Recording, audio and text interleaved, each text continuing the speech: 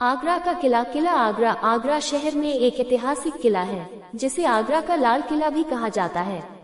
मुगल सम्राट हुमायूं को 1530 में इस किले में ताज पहनाया गया था। बाद में इसे मुगल सम्राट अकबर ने 1565 में पुनर्निर्मित किया था और वर्तमान संरचना 1573 में पूरी हुई थी। ये 1638 तक मुगल वंश के शासकों के मुख्य निवास के रूप में कार्य करता था, जब राजधानी आगरा से दिल्ली स्थानांतरित कर दी गई थी। इसे लाल किला या किला-ए-अकबरी के नाम से भी जाना जाता था।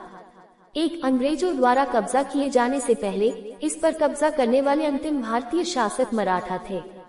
1983 में मुगल शासन के दौरान इसके महत्व के कारण आगरा किले को यूनेस्को की विश्व धरोहर स्थल के रूप में अंकित किया गया था। यह अपने अधिक प्रसिद्ध बहन स्मारक ताजमहल से लगभग 2.5 किलोमीटर 1.6 मील उत्तर पश्चिम में है। बाद में शाहजहां ने इसका जीर्णोद्धार कराया। आगरा के बाकी हिस्सों की तरह महमूद गजनवी के आक्रमण से पहले आगरा किले का इतिहास अस्पष्ट है। हालांकि 15वीं शताब्दी में चौहान राजपूतों ने इस पर कब्जा कर लिया था। इसके तुरंत बाद आगरा ने राजधानी का दर्जा हासिल कर लिया, जब सिकंदर खान लोदी 1487-1517 ने अपनी राजधानी दिल्ली से स्थानांतरित कर दी और आगरा में पहले से मौजूद किले में कुछ इमारतें बनवाईं।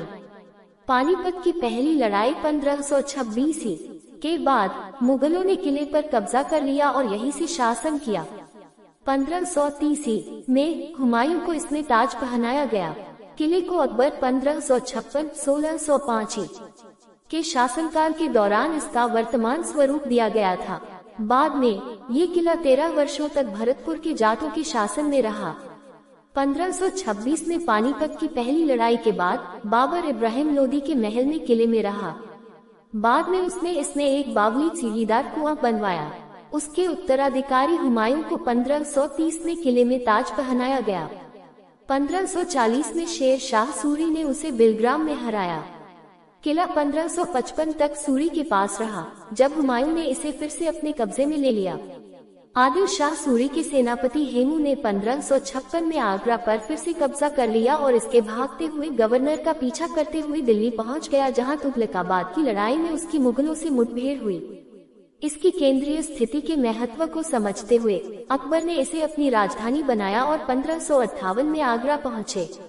उनके इतिहासकार अबुल फजल ने दर्ज किया कि यह एक ईंट का किला था जिसे बादलगढ़ के नाम से जाना जाता था।